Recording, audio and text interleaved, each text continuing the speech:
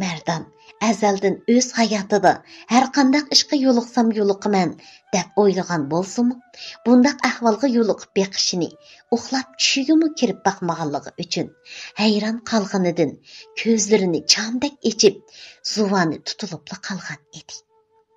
Mərdanning cho'chib ketgan qiyofasini ko'rgan Nazokat yuzlarini halqani bilan etib, ön silib yig'lab ketdi. Mərdan nima qilarini bilmay, yoki bu yerim kechida uydan yugurib chiqib, binodan tushib ketolmay, hamvaqinicha bir haza turib ketgandan keyin birdilla Nazokatga hesdashligi kelib, ichi og'rib qoldi. U asta kelib, Nazokatning ustiga nefis yung adyalni yepib, yelkisiga yenik urib, papilab tasalli berdi. Hazır Mərdanmı çoğ bulup 18 yaşdan aşqan bir erkek bolğanlığı üçün bu Nazokatning bir kishi turib, ayol kishiga o'zgirib, mushundaq nomussiz, sharmanda ishlarni qilib yurganiga g'azibi kelgan bo'lsa-mu, ammo buningmi chorasiz qolgan bo'lishi mumkin. Yoki birarsining ziyonkashligiga uchrab, oxir bo'lmay, mushu yo'lga minib qolgan bo'lishi mumkin. deganni o'ylab, onunğa hesdaşlıq qılıbatqan edi. Mərdanның o'ziga hesdaşlıq qilib, adyalni yepib, yenik papilab quchoqlig'idan teximi ezilib ketgan Nazokat o'zini Mərdanның quchqig'iga tashlab, teximi esadab, qattiq yig'lab ketdi. U bir haza yig'lab o'ltirib ketgandan keyin Mərdanның təsəlli berishi bilan asta-asta yig'idan pastlab, kiyimlarni kiyishga boshladi. Bayatinqi masliki, hayajonlari nalargadir g'oyib bo'lgan bo'lib, hozir xeyli o'ziga kelib qolgan edi. Bu vaqtda Mərdan mehmonxona uyga chiqib, kresloda o'ltirib, bir tal tamaki tutashtirib, arqa-arqadan qattiq sho'rab, og'zidan to'rik, halqasimon tutun chiqarib o'ltiradi. Nazokat suvxonada yuz qo'llarini yuvib, oshxonaga kirib, 2 istakan qahva damlab elib chiqdi. Va birini Mərdanning oldiga qo'yib, o'zimi uning yeniga kelib o'ltirib, gap boshladi. Men hamon bir kuni mushundaq ish yuz berib, o'zimni to'lamay, sizning oldingizda ustal ahvolga tushib qolganligimni bilatdim. Ammo siz kelgan tunji kunila keyipchilikda bundaq ishni chiqarib qo'yishimni o'ylab baxmabdi ekanman. Mərdan, meni kechiring. Balkim hozir siz mendan bir kishi turib, nemishki xotin kishining siyoqiga kirib bundaq sharmanda nomusiz ishni qilib yuradigandu deb hayron qilyotgansiz. Ham bundaq qilib yurgicha o'lib tugashsa bo'lmasmidi deb la'nat o'qiyotgan bo'lishingiz mumkin. Men o'z vaqtida o'zimga la'nat o'qib o'lishni o'ylagan. Ammo bu jon behli tatliq ekan.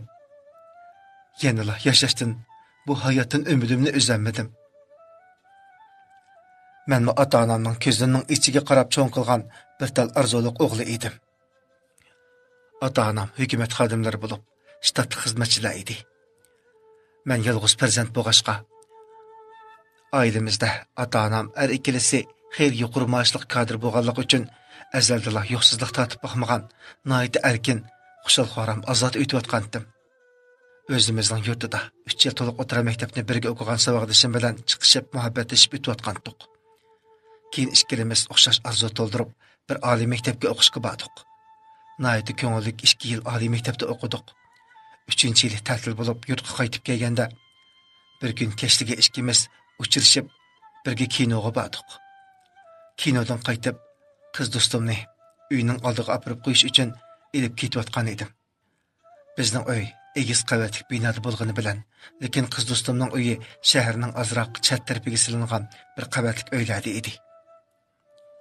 Shahar ko'chasidagi kechinimi kunduzdek yoritib turadigan ko'cha chiroqlaridan ayrilib, ularning uyi baq ko'chaga burilib uzoq mangmayla oldimizda tuyuqsizla 4 nafar bizdan 3 yoshlar cho'ng diyarlik o'g'il bolalar paydo bo'lib qoldi. Va oldimizni to'sib, tuyuqsiz qiz do'stimni quchoqlab suyib, uningga adabsiz chaqchaqlarni qilishga boshladi. Men ochig'imda paylamay ularga vaqirdim. Bu odam qalbidan chiqqan hayvonlar, nimani qilqinglar satsizlarning. Bir qiz bolaga mushundaq nomussizlik qilguncha o'lsanglar bo'lmamdi. Sizlarning ochiq sing'illaringlar yo'qmi? O'likchiklar azroq ichib tanshilgan chig'i, mening tilgan gaplarim ularga behli g'ururiga tegib ketdi bo'g'ay. Shu hamon nadin topdi, birsi yonchiqidan sol yo pilastrini elib, og'zimni sol yo pilastri bilan chaplab, meni gap qilamas qilib qo'ygandan keyin mening bosh ko'zimga qaraslatib, yomg'irdak mushpashva yog'dirib, birdamning ichida bosh ko'zimni qon qilib etgan edi. Men azaldan boshqalar bilan urushib, mushtlashish tugul, bir eg'iz tilishib baxmaganligim uchun ularga qo'l yondirgudek madarim yo'q edi. Ular meni bir hazda urib dumbalgandan keyin ikkisi mening qo'llarimni qayirib tutib, yana ikkisi qiz do'stimning kiyimlarini yirtib tashlab, ko'z oldimda vahshiylarcha uning nomusiga tegib oyoq osti qildi. Bechora qiz do'stim, ular meni urgan vaqtida qo'rqib chirqirab, jini tumshqiga kelib qolgan edi. Ularning o'zining kiyimlarini yeshib, oyoq osti qilishlariga shunchalik nola qilib yig'lab, ularga yolurgan bo'lsa-mu, bu nomusiz ablahlar uning nolzoriga parvosiz holda qiz do'stimning nomusiga tegdi. Men har qancha yo'lg'inibmi ularning qo'ldan ajrab chiqolmagan edim. Qiz do'stimni ikki ablah navbatlashib oyoq osti qilgandan keyin bechora qiz do'stim holsizlanib, hushidan ketib yiqilib qolgan edi. Ular ishni tugitib, meni tutib turganlarga bezanglarcha gap qildi. "Ha, bo'ldi og'inglar. Bu ablahni bizga tashlab beringlar. Amni sizlarmi ancha-muncha ish pishqonlarni chiqarib, azroq ko'ngil xush qilmamsizlar?" Meni tutib turgan ikki ablah o ikkisiga meni tashlab berib, qiz do'stimning oyoq tarafiga o'tdi. Ammo birdam turib yiqib, mening yonimga qaytib kelib, meni tutib turgan nomard ablahlarga sat hijiyib, bezanglarcha gap qildi. "Hey, og'inglar, sizlar shalas yo'q mashtaq qilib o'tib bizga tashlab bersanglar, qandoq moq ko'nglimizni xush qila olamiz? Shunga biz ma pechiti buzilmagan, boshqacharoq ko'ngil ochaydi." Ular bir hazda mazlashib kelishgandan keyin mening kiyimlarimni birdilla tartishlab soldirib, yerga tizlandirib, o'tirg'izib qo'ydi. Ularning zoti nima qilmoqchi ekanligini bilmagan edim. Ammo ularning birsi meni chingida besib, ikki muramdan tutib turganda, yana bir ablahning orqa tarafimdan menga saljidek chaplashgandalar, bu odam qalbidan chiqqan hayvon ablahlarning nima qilmoqchi bo'lganligini bilib, qo'rqinimdan g'alildab titrab, ularga yolvorib yig'lashga boshladim. Ammo ularning qo'lqiga mening noli faryodlarim, yolvurishlarim kerakdimi? Ular oxiri qiladiganini qildi. Qilgandimi 4 ablah navbatlashib, menga bu nomusiz sharmandlarning qilgan bu ahonatlardan bekrak eg'ir kelgani, bular mening nomusimga tegib, erlik g'ururimni dafsanda qilayotganda, amdila hushiga kelib, bu nomusiz sharmandlarning mening jigitlik g'ururimni dafsanda qilib xo'rlayotganda, menga ichinishlik nazari bilan ko'zlaridan yomg'irdak yoshlarni to'kib qarab yotgan qiz do'stimning mening ashu bichar holatimni ko'rib qilishi bo'ldi. Men bu vaqtda o'zimni o'liblik ketgan bo'lsamchi deb ketdim. Shu kundan boshlab uyga qaytib bormadim. Ota-onamning ko'ziga ko'rinmadim. Qaysi yuzim bilan uyga qaytib kiraman? Ota-onamning yuziga qaysi yuzim bilan qarayman? Ular shuncha o'qimishli kishilar tursa, Arzuliq o'g'lining ashunda qo'rlanganligini bilsa, ular bardashib beralamdi. Shu kunning ertasiga texi ta'til vaqtimiz to'shadiganga bir oy turibla Urumchiga qaytib keldim. Asli xiyolimda, kallamdagi o'z yurtimda yuz bergan bu qabatlik ishlar sal esimdan chiqib ketganda, mushu shaharda kallamni sal orom oldirib, ondan o'qishimni davomlashtirib, bo'lib o'tgan bu ishlarni unutib ketaman deb o'ylab ekanman. Ammo kim bilsin, ammo bundoq ishga yo'liqqanlar davomli shundoq qilishni xohlaydigan, xumor bo'lib qolganligini men nerdan bilay? Uzoqqa qolmaylar. Mening erlarga bo'lgan havasim qo'zg'aladigan, er kishini ko'rsam, ularga surkilib, yaqinchilik qiladigan bo'lib qoldim. Ba'zida o'zimni bilib bilmay, shunda qilib qo'yib, ba'zilardan o'lgidek tayoq yedim. Ba'zilaridan xumorimni bisildirdim. Oxiri amalsiz siyaqamni ayolga o'zgartib, ham ovozimni o'zgartib, mushu ishratxonada ishlab, erlarga hamroh bo'lib, bir tarafdan pul tepib, o'zimning turmushini qamdasam, yana bir tarafdan havasimni besib, xumorimdan chiqib kelayotgan edim. Sizni Saniya xo'jayinning o'g'lash salonida ko'rgan chig'imdala sizni behli yoqtirib qolgan edim. Men sizning u yerda ayollarning hojatidan chiqadiganligingizni obdan bilatdim. Yana bir tarafdan sizning texi 10 kilongizning birimi ichilmay turib, mushu qiyr xotinlarning orasida tugishib ketishingizdan ansiraytdim. Amdi siz mening barcha ahvollarimni aniq bildingiz, Mardan. Amdiki keyingi tanlashni sizning o'zingizning ixtiyoriga qo'yib beraman. Bu yerdan ketaman desangizmi, Hergiz sizni tutib qalmayman. Ammo yanchqingizda hech qanday pul yo'q, kirgidek uy yo'q, yegidek osh tomoqmi yo'q. Mushu holatda nahlarda sarson bo'lib yurisiz. Mening qishimda tursangiz, shu cho'ng qotanda shuncha ko'p ayollarga xo'rozlik qilib yurganingizdan ming yaxshi emasmi? Bir-birimizga qarindoshdek mehr berib, bir-birimizning holidan xabar olib o'tsak, yaxshi emasmi? Mening ishratxonada ishlab topgan kirmim bilan ikkimizning turmushini guldek qamdab ketalaymiz, Mardon. Siz hech nimaga muhtoj bo'lmaysiz. Mening yonimda erkin yashaysiz. Faqat siz yonimdan ketmasingizla bo'ldi, dedi.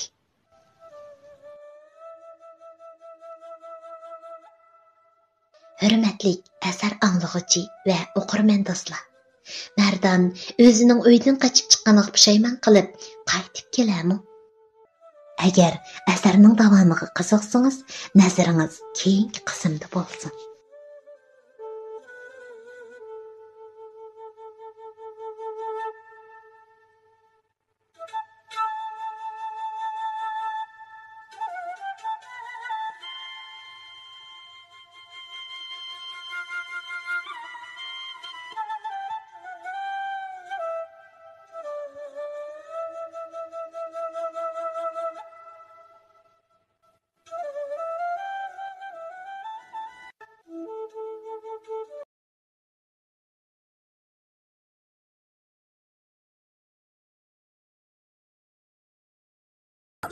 Bahargül Habibullah 57. qism.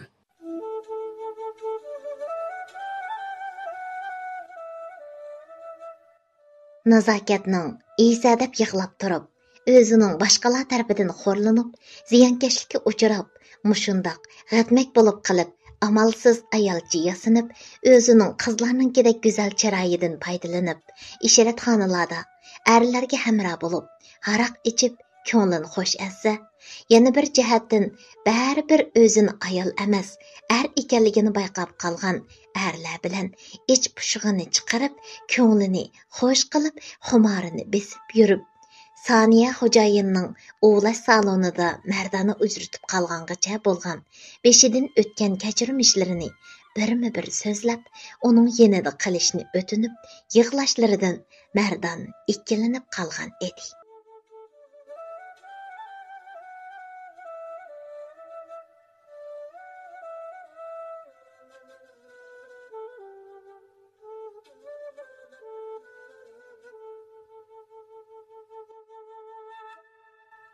Bundaq bo'lmagan taqdirdimi, yanchig'ida bir tiyin puli yo'q, yoki beshini silaydigan ota-onasi, aka-uka qarindoshlari, yoki do'st birodarlari yo'q.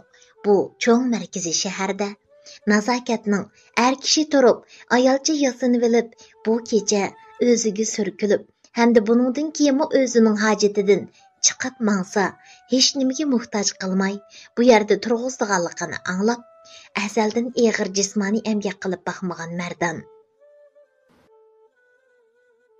Dünya, mening turmushimda boshqalarning g'oyishtidan chiqib, ko'nglini xo'sh qilib, xumarni besib, qichishgan yerlarini besiq turadigandan boshqa ish bo'lmaydigan o'xshaydi. To'ya, Mardan, to'ya.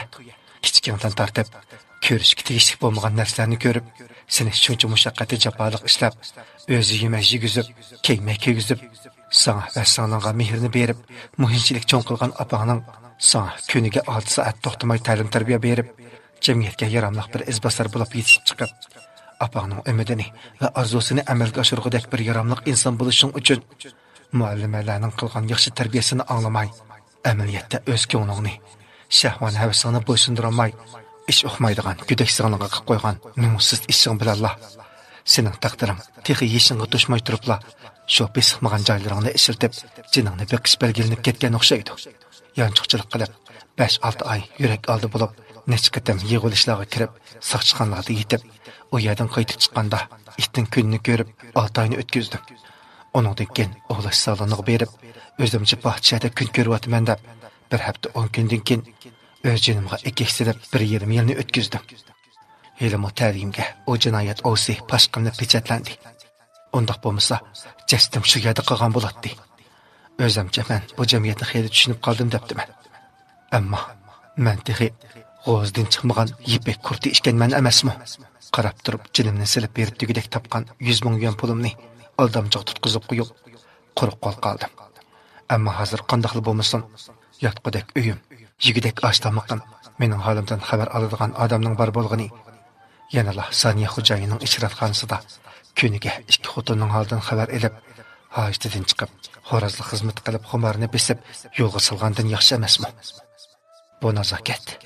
Er desa er emas, xotin desa xotin emas, g'alati jinsdagi maxluqning yanida tursam, ancha-muncha xumar tutgan chog'da besildirib qo'yib o'tsam, yanala kuldirim, xotirjam o'tmamdi. deganlarni o'yladi va texicha yig'lab o'ltirgan nazokatning yelkasidan tutib, o'ziga tortib, quchoqlab, peshonalaridan so'ydi. Bo'ldi, yig'lamang. Qandoqli bo'lmasin, bu ishlarni burunroq o'qinim yaxshi bo'ldi. Mamma tunji qadamni xato besib qo'yib, apamni zar-zar qaqshitib, yurtni tashlab ko'migani ko'rib, beshimdan nurg'un issiq suvoqlar o'tdi. Sizga hesdashlik qilaman. Bundan keyin ikkimiz xuddi qarindoshdek yaxshi o'taylik. Bir-birimizga hargizmi o'rga o'laydigan, qarniyat qiladigan ishlarni qilmaylik, dedi. Hozir nazokatning maslikimi shishilib, o'zining qilib qo'ygan ishiga xijil bo'lib, beshini tuvan solgan holda o'ltiradi. Mardan birdilla uningdan so'radi. Aras, sizning asl ismingiz nima? Sizni nazokat deymanmi yoki ishratxonadagi taxallusingiz bilan Natasha deymanmi? Zodi nim deb chaqirishimni bilmayapman. Shundala nazokat beshini ko'tarib, cho'nqir bir o'hsinib atgandan keyin: Mening asl ismim Nurali. Men shu ziyonkashlikka uchirgan kundan keyin o'zimning normalsiz odam bo'lib qolganligimni his qilgan vaqtimda ismimni unutib ketganman. Navoda siz demasangiz, o'zimning asli o'g'il bola ishkanligimni ismga ololmagan bo'lardim. Keyin ayolcha yasinib, ovozimni o'zgartib, ishratxonalarda boshqalarning ko'nglini ichib, 3 hamra bo'lib, haraq-sharab ichishib, so'rilarda o'ltirishib berib yurib, ishratxonadagi 3 hamra bo'lg'ichi satanlarning hammasining ayrim taxallusi borligini o'qib, men o'zimga Natasha deb taxallus qo'llandim. Siz meni burunqidekla nazokat acha davering. Mening ishratxonada xeli yuz obro'yim bor. U yerdagilar meni xeli cho'ng biladi. Mening erlarga bo'lgan intilishim, nas kirishmilarim ishratxonadagi boshqa satanlarga o'xshash, faqat ularning yanchiqidagi pulni yulib ilishli bo'lmasdan, balki o'zimning erlarga boshqacha havasim bo'lganligi uchun ishratxonaga ko'ngil ochqili kelgan erlarni o'zimga behli jalb qilib olgan bo'lsam kerak. U yerga kelgan erlar ko'pinchisi meni beh talab qilishidi. Shunashqa boshqa satanlarning ish haqiga qaraganda mening ish haqqim bir hassi yuqori. Agar siz uyda o'tirib zerikib qolsangiz, axshimi mening qo'g'dug'ichim qiyofatida ishratxonaga berib cho'ngzalda odatdagi mehmonlar qatorida muzika anglab, disko yoki to'g'limi usul o'ynab, ko'nglingizni ichib o'tirsangiz, men ayrim xonlarda mehmonlarga hamroh bo'lib, ishdan tushganda biz birga uyga qaytib kelsak bo'ladi, dedi.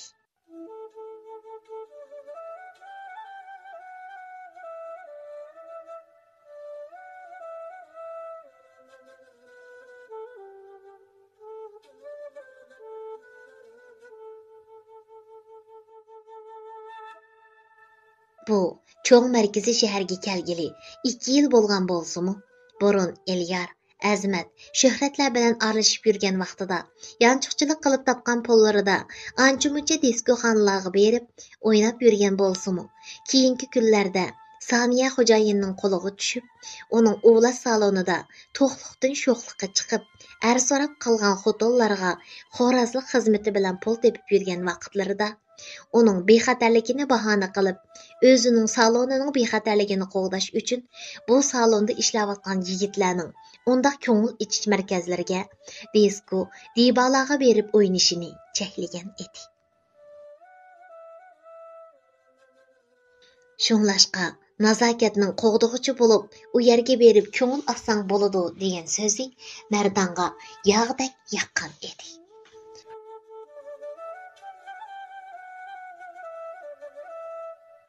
Nazokat bilan Mardon beshidan o'tgan qismatlarini bir-birisiga aytishib, dard to'kib, na vaqtlarda tong etib ketganligini tuymayli qolgan edi.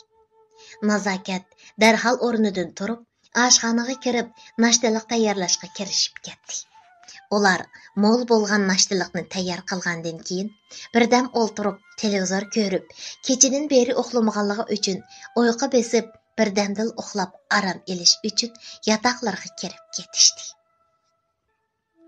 Nazokat kechadan beri Mardanning qo'pol muomalasiga uchraganligi uchun hozir uningga yaqinchilik qilibmi o'ltirmadi. Kunlar mushu tariqada o'tib. Mardan bara-bara nazokatga ko'nib ketgan edi. Nazokat uning nazarida shakli o'zgargan ardakmi bilinmaydi. Har ikkisining xushi tutib qolganda, xuddi oshiq-ma'shuqlardek bir-birisi bilan irmash-chirmash bo'lib, ko'ngil xo'sh qilib, ayshi ishrat qilishadi. Mardan burunqi Saniya xo'jayinning salonidagidek kunda ikki ayolning hojatidan chiqmaganligi uchun hozir kuch-quvvatlari urg'ib turg'achqa har qatim nazokat bilan birga bo'lganda uning vahlarini chiqarib etadi. Nazokat erkaklikdan ayollikqa o'zgarib, g'atmak bo'lib qolgandan buyon erlar bilan birga bo'lsa, noz xuluq deganni satan xonimlardimi o'tkazib qiladigan bo'lib ketgan edi. Buning bilan Mardan texmo hayajonlanib, uning bilan bakla moslashib, ko'ngil ichishyapti. Mardanning nazokatning uyida qildigan hech qanday ishi yo'q edi. U televizor ko'rib, kashlikka nazokat bilan birga ishratxonaga uning qo'g'dug'ichisi siyoqida berib, nazokat mehmonlarni kutib, ishdan tushguncha cho'ng zalda disko o'ynab, muzika anglab, ichimlik ichib, uni saqlaydi. Nazokat ishdan tushganda uni birga elib uyga qaytadi.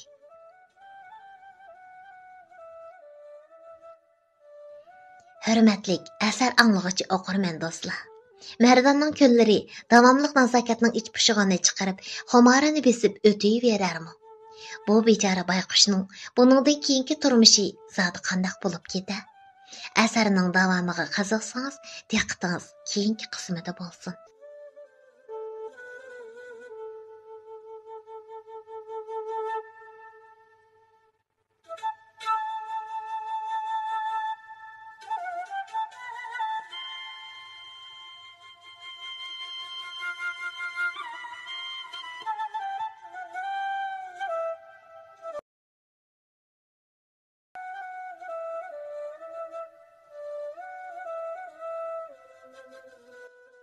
Mardanning turmushi namda nazokatning qo'g'dug'ichisi bo'lib, uni qo'g'dab, ishratxonaning ko'ngil ichish klubiga elib berish va ishdan tushganda qaytarib akilish.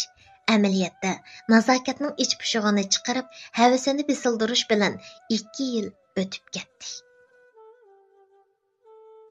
Bir kuni Mardan ko'ni odati bo'yicha nazokatni ishratxonaga elib kelib, nazokat ayrim xonadagi mehmonlarga hamroh bo'lg'ili kirib ketgan edi.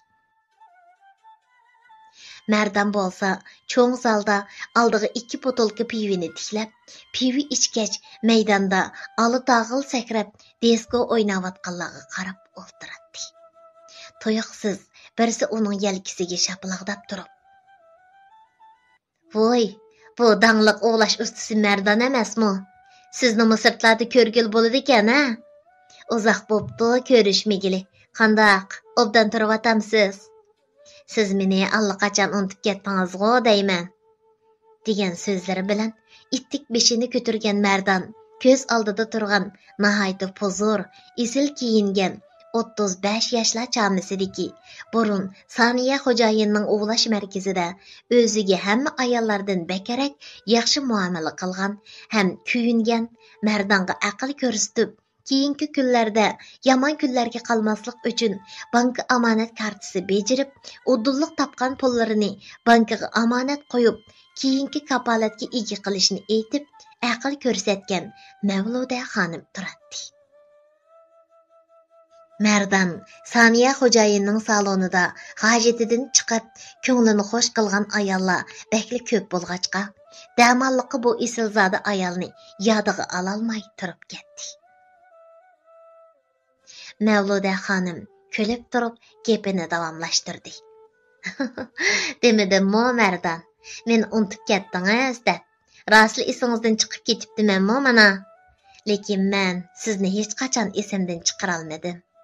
Har qatim g'ayribsinib qolganda, sizni o'ylab, o'zimning ko'ngliga taskin tepib, sizni seg'inib, mo'nglanib o'ltirib ketaman. Shu vaqtlarda siz bilan aloqalash uchuringizni elib olmaganimga bakli pushaymon qildim. Sizdan ayrilib, salondan qaytib chiqqandan keyin yo'ldoshim bilan bir hafta Yevropada sayohatda bo'lib qoldim. Ammo shuncha esil, go'zal sayohat meni faqat o'ziga jalb qila olmadi. Sizni o'ylab, faqatli xushal bo'la olmadim. Yo'ldoshimga tezroq qaytib ketishimizni aytib, yenib kelgandan keyin sizni seg'inib, salonga izlab borsam, Soniya xo'jayinning bu saloni qaysi bir fitnaxo'r jedimasning pash qilishi bilan pechatlanib ketibdi-ekan. Bakli ko'nglim yerim bo'lib, qaytib kelib, sizni boshqa o'g'lash o'rinlarga berib, izdegan bo'lsammi, o'chirtolmagan edim. Bugun sizni bu yerda ko'rib, xuddi o'lib ketgan ota-onam tirilib kelgandek xush bo'lib ketdim desa, bu necha yil jarayonida texim salobatlik, ravrus bir navqiron erkak bo'lib ketibsiz jumo Mardan. Shundala Mardan Mavluda xonimni esiga ilib, ittik o'rnidan turib, Ha, teshikmi, qanday ahvolingiz? Yaqay, damalliq esimga kelib bo'lamadim shu. Siz mening shafaatchim tursangiz, qanday unutib qolay? dedi kulib. Mavluda xonim kutkuchini chaqirib, ustalga yana 2 botolka shampan va qattiq quruq mevalardan keltirgandan keyin Mardan bilan qizg'in mungdashib o'ltirib ketdi. Mardan Soniya xo'jayinning o'g'lab parvish qilish saloni pechatlangandan keyin o'zining ko'chada qolganini Mavluda xonim aytgandek bankaga omonat qo'yib yig'ib to'plagan 100 million pulini Ali xo'jayin bilan sheriklashib savdo qilamiz deb berib qo'yib qo'yilib ketganligini. Shuningdan keyin nazokatning homiyligida uning bilan birga turayotganligini Mavluda xonimga birma-bir so'zlab berdi. Ammo nazokatning odatda er kishi beshiga ma'lum qismatlar kelganlikdan mushundoq g'itmak bo'lib qolganligi to'g'risida eg'iz ochmadi. Mavluda xonim Mardanning beshidan o'tgan sarguzashtalarini anglab, bir haza turib ketgandan keyin Mardanga bir narsa demoqchi bo'ldi-yu, telefonning soatiga qarab, hozir vaqtning xeyli kech bo'lib, bir yerga borganligini o'ylab, Mardanga: "Qarang Mardan, siz menga ishonamsiz? Agar menga ishonsangiz, sizni o'zimning qayrindishdekli ko'raman. Shunlashqa sizga deydigan nurg'un gaplarim bor edi. Ammo hozir bakli kech bo'lib ketdi. Mumkin bo'lsa, o'zingizning hozir turayotgan adresingizni menga aniq deb bering. Sizni yana yo'qotib qo'ymay. Bundaq desam, bu salchi xotin menga yana chaptishib olib, meni avar qilamo deb xato tushunib yurmang. Men sizga yaxshilik qilay, yordam qilay deyman shu. Siz bundaq o'tayversangiz, o'zingizga yaxshi bo'lmaydi. Siz nazokat degan ayolga men bilan ko'rishganligingizni hargiz uqtirmang. Ha rost, telefon nomeringizni menga deb bering. U shundaq deb aldirash Mardanning telefon nomerini telefoniga kirgizib, buningga ishonch qila olmay, uning hozirgi nazokat bilan birga turayotgan nazokatning uyining adresini aniq egilib olgandan keyin, undaq bo'lsa, men qaytay Mardan.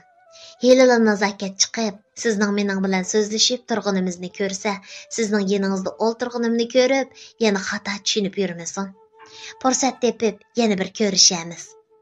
Deginicha aldirash ko'ngil ichish markazidan chiqib ketdi. Mardan yana yarim soatdek nazokatni saqlagandan keyin u ayrim xonadan chiqib, Mardan bilan birga uyga qaytib keldi. Mardanning xiyolida bo'lsa, Mavluda xonimning o'ziga zodi nima demoqchi ekanligini, qanday yordam qiladiganligini, nima uchun o'zining Mardan bilan ko'rishganligini, nazokatdan yushirish kerakligini o'ylab, kallasi garang bo'lgan holda o'ltirib qolgan edi.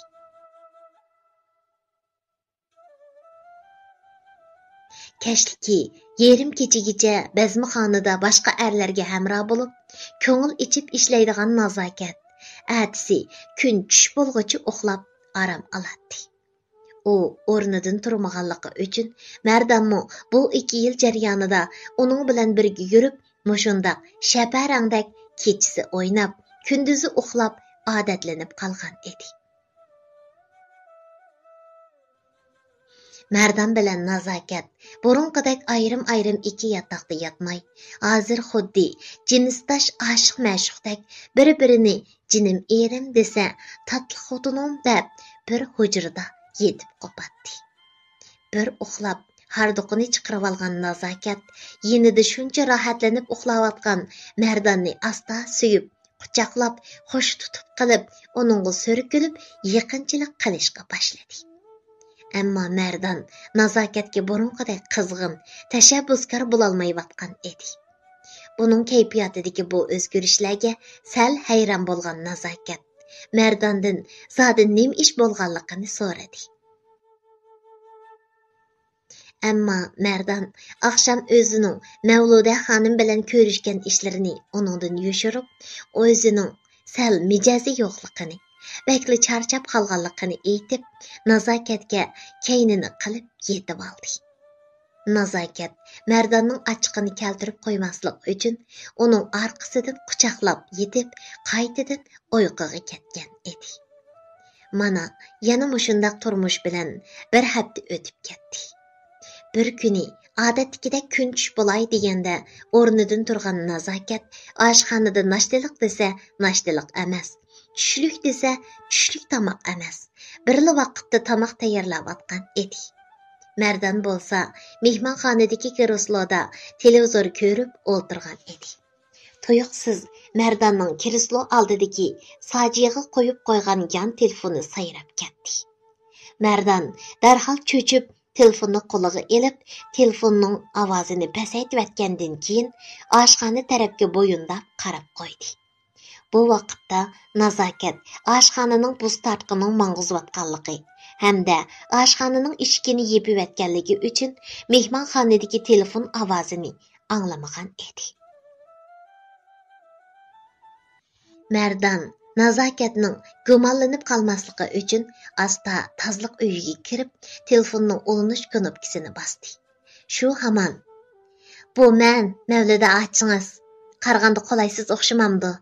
Bo'lmasa, sal o'zingizga aplashgan vaqtda qaytirib telefon qilarsiz" degan Mavludaning ovozi anglandi. Mardan Ma'qul. Men sizga sal turib telefon qilay. deb ittik telefonni uzatdi.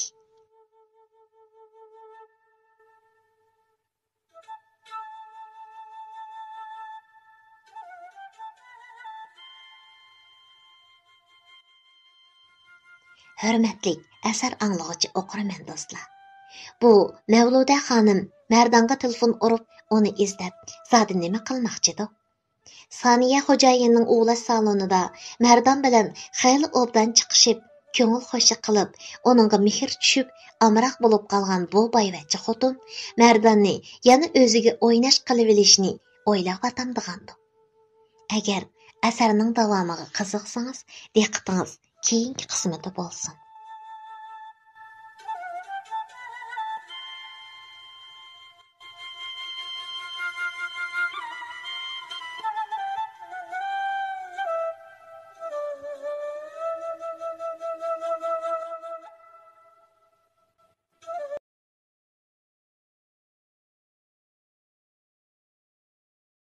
Ellik 9. qism.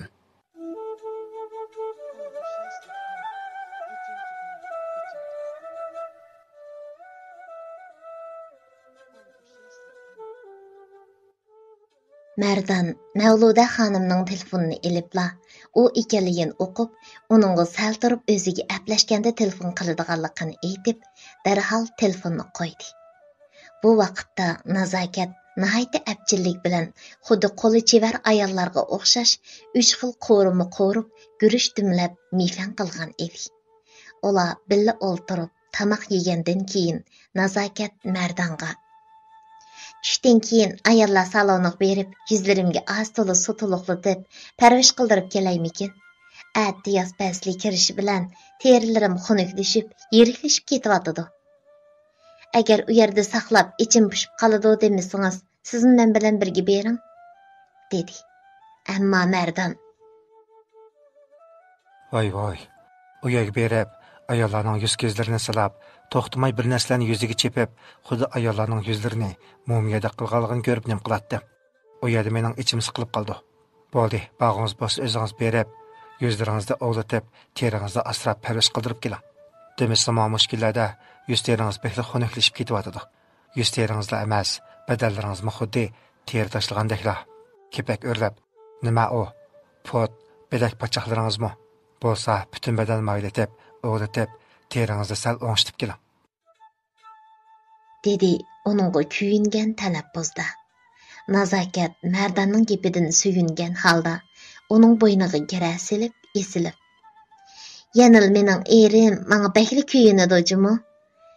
deb uning mangzidan suyib qo'yib, kiyim almashtirg'ili yataq uyga mangdi.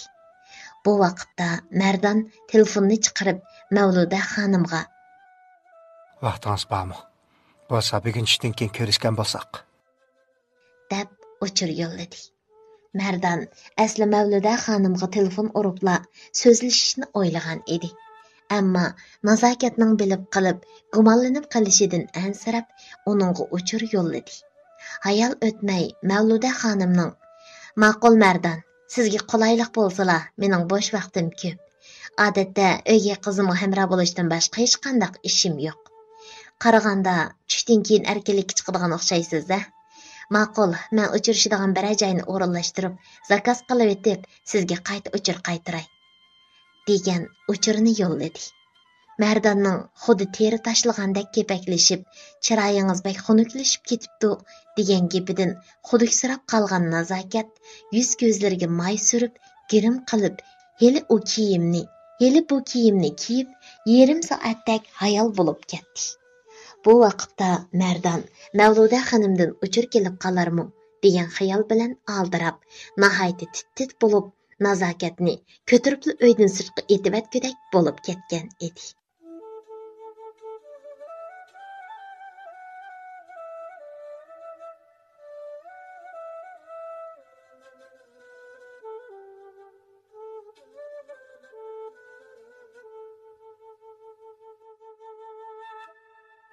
Oxiri nazokat odatdagi vaqtlarda kiyinib yuradigan, nihoyat salobatlik, tezini besib turadigan chiroyli ko'nglikini kiyib, ustiga kalti chopinni kiygan holda yataq uydan chiqib, Mərdanning oldiga kelib, "Menga qarang-a, jinim erim, bu kiyinishim bo'ptimi?"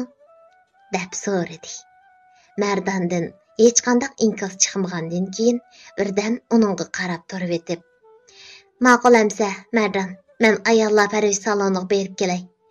Uyda men yo'q, yolg'iz o'ltirib zerikib qoldigan bo'ldingiz. Agar uyda o'ltirib ichingiz siqilib qolgudek bo'lsa, ko'chaga chiqib bir adam aylanib kelarsiz." U shundoq degach, sirtqa qarab mangdi. Xuddi kutib turgandekla nazokat binodan pastga mingishiga Mərdanning telefoniga o'chir keldi.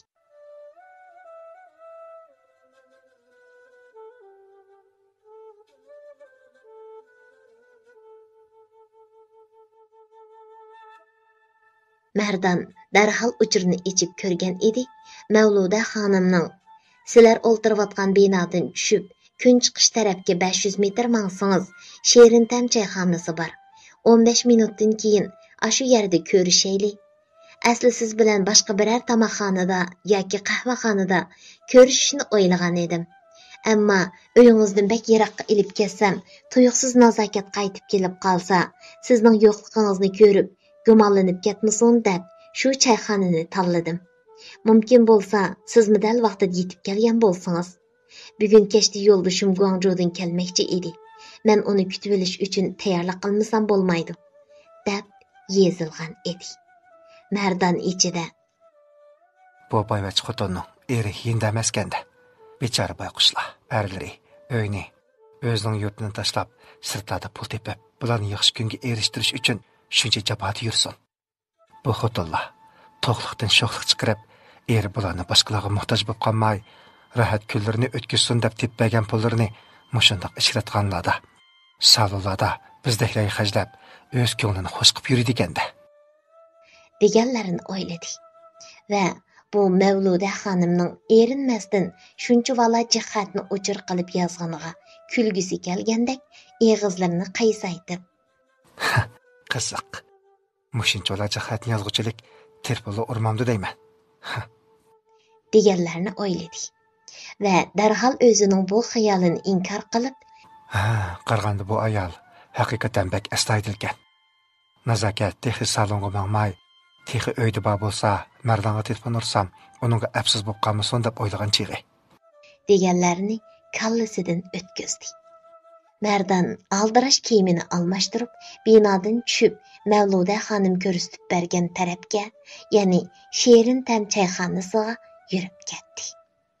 Mardan Sherin tam choyxonasiga yetib kelganda, Mavluda xonim allaburun kelib bo'lgan bo'lib, choyxona ichida uni saqlab o'ltiratdi. Bu vaqtida choyxona ichida ancha bir odami ko'p bo'lmaganligi uchun ayrimxonaga kirmayla deraza tubidagi bir ustalda Mardanni saqlab o'ltirgan edi. Mardan choyxona ichiga kirib, atrofga qarab turishiga Mavluda xonim uni chaqirib, qo'lini palanglatdi. Mardan shundala Mavluda xonimning allaburun kelib bo'lganligini his qilib, Abdulla uning yeniga berib, Teshikmo, men texi sizni kelmagan bo'lsa, yana azroq saqlab qolamanmi deb o'ylagan edim.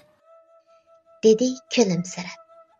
Ular nihoyatda qizg'in salomlashgandan keyin kutkichi qiz ularning oldiga har xil pechini piranik, tatliq turum ilib kelgandan keyin qaniq damlangan 2 istakan choyni ularning oldiga qo'ydi. Mardan choydan bir o'tlam ichgandan keyin choyga shakar silib, to'xtamay elashtirib o'ltirgan Mavluda xonimga Ma'luydigan qandoq gapingiz bor? degandek qarab o'ltirdi. Mavluda xonim choyni bir hazo elashtirib o'ltirib, andin bir yutum ichgandan keyin qo'lidagi istakanni ustal ustiga qo'yib, Mardonga qarab, "Qarang Mardan, sizdan gap yushirib, agitibmi o'ltirmayman. Siz menga nisbatan bakil ishonchlik yigit. Shunglashqa Abdulla gap qilay. Balkim siz meni texa amdi 30 necha yoshga kirgan chechak cho'kan turib, Saniya xo'jayinning gidek salonlarga berib, mendek yigitlar bilan aralashib, ich pushig'ini chiqarib yurmasimi, o'zining havsini qondiradigan eri yo'qmidi deb o'ylab qolgansiz. Shundaq, mening nihoyat puldor, boy, savdogar, mendan 20 yosh cho'ng erim bor. Yo'ldishim meni xuddi xonishlardek yaxshi turmushga erishtirdi. Mening 9'im tal. Men o'ltirishlik dachida xizmatkorlar osh tomoq qilish, uy yig'ishtirish, har qanday ishni xizmatkorlar qiladi. Hatto men ichadigan bir istakan sutni o'zim qaynatib tayyorlab baxmidim. Men ma'naviy jihatdan hech qanday narsaga muhtoj bo'lmasam-mu, ammo ruhiy jihatdan bakli echirqab ketdim. Men bir hissiyat qalandariga aylanib qoldim. Chunki yo'ldishim navqiron 2 kun yurtda uyda bo'lsa, 15 kun sirtda ichkir o'lkalarda savdo ishi bilan yurib ketadi. Yo'ldishim bakli ehtiyotchan, o'ziga biror kasal yuqtirib olishdan bakli ehtiyot qilg'achqa, hech qanday nashoyon ish harakatlarda bo'lmaydi. Bu tarafdan yo'ldishimdan bakli xotirjam. Ammo yo'ldishim mushunda yurib ketganlikdan, xuddi pichoqni bo'lab turmasa, qashonlashib ketgandek, erlik iqtidor ojizlab ketdi. Hozir oyda 1-2 qatim biz birga bo'lgan taqdirdami, ishni boshlab qo'yib, oxirini chiqarib bo'lolmayla, bakli o'sal ahvolga tushib qoladi. Shunglashqa, uning ko'nglini izlab, o'zimni nihoyat baxtli qilib ko'rsataman, dedi.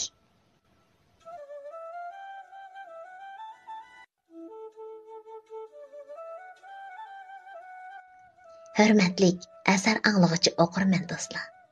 Bu Mavluda degan ayol o'zining bu kechirmishlarini Mardonga so'zlab, zodi nima demoqchidir? Bu sho'rpeshani Mardon Natasha degan g'atmakdan qutulolmay turib, endi bu ayolning qilqiga dastlab qolarmi? Asarning davomiga qiziqsangiz, diqqatingiz keyingi qismida bo'lsin.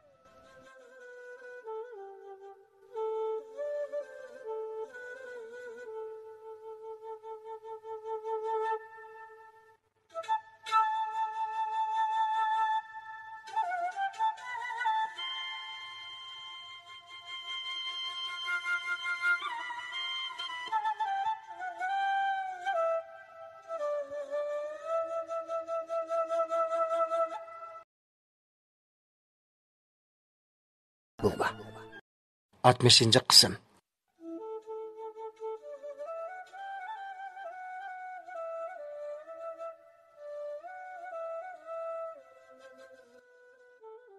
Çünki yo'ldashim, men bek qiyinchilik, chorasiz ahvolda qolganda, menga yaxshilik qilib, mening hamma ayblarim bilan qabul qilib, men bilan to'y qilgan.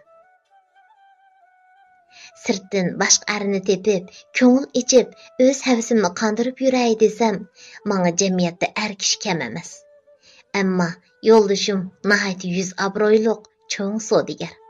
Men jamiyatda boshqalar bilan aralashib, ko'ngil xo'sh qilib yursam, yo'ldashimning yuz obro'yining to'kilib ketishidan bakla ansirayman.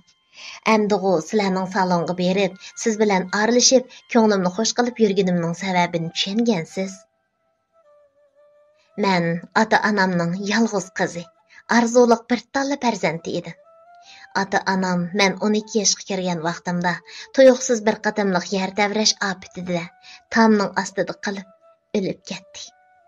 Men yegan yolg'iz qoldim. Shuningdan keyin opamning bir qursa qayrindishi Bilal tog'am meni uyiga elib ketgan edi. Men ularning uyiga borgandan keyin ularning bir qizi, bir o'g'li bilan uchaylan birga yashadik. Tog'amning ayoli Gulnisa hammam Bilal tog'am uyda bor vaqtida men bakil voy deydi. Uy ishlarini qilg'izmay, tomoqning oldini men usib berib, Mavluda deb shuncha cho'ng ko'rdi. Tog'am kanitlarda uy qurilishini ko'tara ilib, hafta uyga kelmay, odam yollab ko'tara olgan qurilish ishlarini qiladigan bo'lg'achqa, uyda ancha ko'p turmaydi. Bundaq vaqtlarda Gulnisa hammam uydagi kirqat yuvish, oila aram tozalash, mol-varallarga o't cho'p ilib kelish, hatto osh tomoq qilishdek ishlarni menga qilg'izib, o'zi xonishlardek kutinib yotadi. Men qiladigan ishlarni xuddi yipga o'tkazib olgan marjondek tizilib, birini qilib bo'lgacha yana birga jo'rib, mushundaq xushkallamni chiqarib atadi. O'zining 2 bolasini bakli cho'ng ko'rdi. Bundaq vaqtlarda ota-onamning hayot vaqtidagi mening ko'zimning ichiga qarab, erkiltib suyishlarini seg'inib, kecha-kecha yig'lab, yostig'imni ho'l qilib chiqatdim. Mushundaq qaqilib soqilib yurib, 2 yilni o'tkazib, 14 yoshga kirgan bir kuni hammam bir mehmondorchilikqa ketgan edi. 2 qayrindishim sirtqa o'ynag'il chiqib ketgan bo'lib, kir yuvayotgan edim. Tuyuqsiz darvoza ochilib, Gulnisa hammamning inisi to'xti kirib keldi va Gulnisa hammamni so'rab, "Hay, bacham bir erkakka o'xshamamdi" dedi. Men hammamning mehmondorchilikqa ketganligini, Bilal tog'amning ko'tara olgan qurilishdan texi qaytib kelmaganligini aytdim.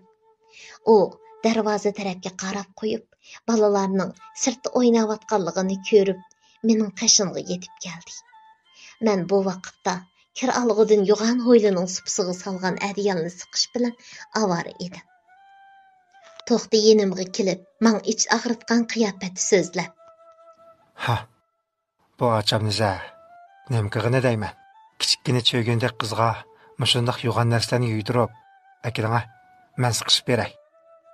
U shundaq deb yenimga kelib, qo'limdagi hech bir siqib yundusini saqitolmayotgan adiyalni olmoqchi bo'ldi. Men engishib, kir bilan haplashayotgan bo'lg'achqa, 3 burjak o'yimi yaqiliq ko'nglikimning oldi tarafidan ko'rinib qolgan bir jup shaptoldek ko'ksimga Gulnisa hammamning inisi to'xtining osh bo'rilarcha shahvoniy ko'zlarida qarab turganligini bayqamabdiman.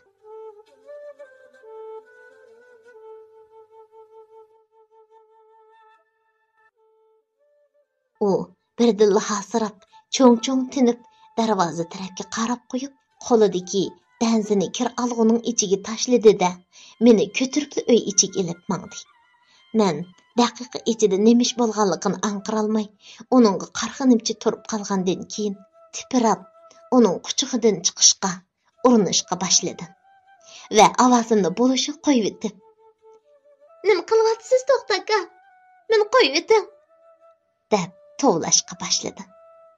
U darhol to'gining tapindak yugan bir qo'li bilan og'zimni etib uyga ilib kirdi va eshikni yepibla ilg'ushni ilib etgandan keyin meni supuga akilib, bo'surib, aş ko'zlarcha suyib, ko'ksilarimni mo'rlab turib, Qo'rqma, hech nima bo'lmaydi. Hozir tugaydi. Mana, men sana 10 ko'y pul berman. Qarg'ana, kiyimlaring ko'nrab, oyoqingning tumshiqi teshilib ketibdi. Men bergan pulga bir qur kiyim ham oyoq olaysan. Mana hozir tugaydi. u shundoq degenicha ishtinimni saldirishga urindi. Ammo men chirqirab yig'lab, "Meni qo'yvatdayman, qiliqsiz eshak. Nima qilyapsan? Unda qilma. Men tek kichik. Hammamga aytaman. Sening xotining bolalaring bor odam turib, mushunda qilsang bo'lamdi." Men shundoq deb yig'lab, uning qo'lidan qutulib chiqishga urindim. Ammo u qiladiganini qildi. Mening shuncha yig'lab, faryod urib yolvurishlarimga parvomi qilmay, meni oyoq osti dafsanda qilib, nomusimga tegib, texi ichilmagan balaliq g'unchamni uzib, dassab, chaylib etgandan keyin puxodan chiqqandek rohatlanib, ko'zlarini yumib, bir hazo ustimda o'ltirib ketib, asta tushib, ishtinin o'ngshab kiyib olgandan keyin mening texichi bo'ynimga qayrib etilgan ko'nglikimni tortib, uchiq turgan ko'ksilarimni yepib qo'yib, Hey, tura o'rningdan. Hech nima bo'lmaydi. Shu birdam og'rib to'xtab qoldi. Tez ishtonini kiyib ol. Edila, Zakiya bilan Zohir kirib qolsa, Mavlada achamga nima bo'lgandi deb hayron bo'lib, gumonlanib qolmasin. deb bayatın o'zi tartishtirib soldirib etgan ishtinimni yerdan ilib, ustimga tashlab berdi. Men butun badanim xuddi mashina dassab o'tib ketgandek qimir qilolmay, bir hazo yig'lab yetib ketgandan keyin asta o'rnimdan turib, ishtinimni kiymoqchi bo'ldim. Ammo supining ustiga silingan yeshil ranglik danzining usti qon bo'lib ketganini ko'rib, qo'rqib ketdim. Bu vaqtida to'xta degan eshak go'y hoylig'i chiqib bo'lgan bo'lib, mening texichi yig'lab turganimni ko'rib, asta darvozaga bir qarab qo'yib, eshik oldiga kelib, Nimandaq miqrab to'xtamay yig'lab ichimni siqsan. Har qancha yig'ilganing bilanmi, bo'lgan ish bo'lib bo'ldi. Kim seni mening oldimda ko'zlaringni sangiltib ko'stib yursin debdi. Agarda bu ishni Bilal akam bilan achamga aytadigan bo'lsang, o'zing rasvo bo'lsan. Men degan er kishi menga hech ish bo'lmaydi. Sening kiylikingda olmay bir umr buzuq bo'lib o'tib ketsan, bilib qo'y. Shonashqa axloqni ishiltib, bugungi ishni hech kimga aytquchi bo'lma. Men qarab turmayman. Astula pul topsamla seni yo'qlab turman. Samo payti kelsa, mening ko'nglimni ichib tursa, dedi. Va bir tutam bir ko'yliq 5 monlik pullarni hoylining darajasiga qo'yib, mana 10 ko'y. Bu pulni yaga qo'yib qo'ydim. Tez chiqib ilib ol. Bo'lmasa, Zakiya bilan Zohir ko'rib qolsa, nereden kelgan pul deb birdamning ichida talash-tartish qilib ilib oladi. Yana laziyani sen tartsan. Men ketdim amsa, ishlar deyishganimizdek bo'lsin. degenicha xuddi hech bo'lmagandek darvoza tarafga qarab chiqib ketdi. Men uyda qanchalik yig'lab o'ltirganimni bilmayman. Asta o'rnimdan turib, supuga solgan yeshil dansini elib chiqib, kir alg'iq silib yuyishga boshladi. Bir vaqtda hovlidagi uyning dariza sirtiga qo'yib qo'ygan bir ko'yliq va 5 mo'challik pullarga ko'zim tushib, ittik berib, ularni elib, ishtinimning yanchiqiga tiqib ulgurdim. Bo'lmasa, bu pulning jodasini nima deb tushuntirishni bilolmay qolgan bo'latdim. Chunki mening ippitim badaliga kelgan bu pullarni men bu uyga kelgan kundan buyanqa uyda yutgan putgan hamma narsani menga ortib, meni o'g'rilik qilib etgan bo'ladi. Shuning uchun darhol pullarni tiqib ulgurgan edim. Bilal tag'amning tezroq qaytib kelishini 4 ko'zim bilan kutib o'tatdim. Bu ishlarni uningga aytib, uningdan panohlik tilashni o'yladim. Chunki Bilal tag'amla menga bak ich og'ritib kuynatdi. Gulnisa hammam bo'lsa, meni bakli yomon ko'radigan bo'lg'achqa, hammamga o kisi to'xtaning menga qilgan xo'rliqini, dafsanda oyoq osti qilib, qizliq ipitimni buzib etganligini aytsam, u hargiz tan olmay, meni tillab, rasvo qilib etgan bo'ladi. Shunlashqa, Gulnisa hammamga bu ishlarni aytolmaydim. Bir hafta bo'lganda Bilal tag'amga qaytib keldi. Ammo qaysi eg'izim bilan tag'amga bu sharmanda ishni ayta olmayman. Amalsız levimni tishlab, kunlarni o'tkazishga boshladim.